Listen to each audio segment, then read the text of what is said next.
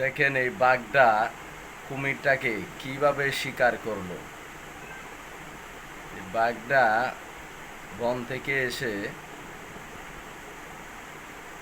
শিকারী যখন নিজেই শিকার হয়ে যায়। ভিডিওটা দেখেন শেষ পর্যন্ত, বাঘটা কিভাবে কুমিরকে শিকার করে।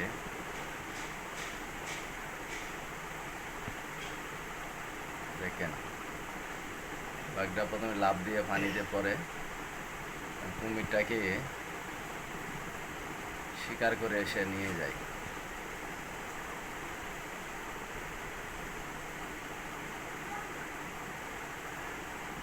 টাইগার কতটা শক্তিশালী হলে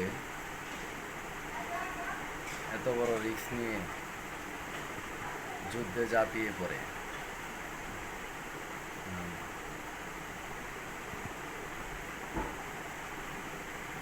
দেখেন কুমির এত শক্তিশালী হওয়ার পরেও বাঘের সাথে পারলো না। সবাই পাশে থাকবেন, ভিডিওটা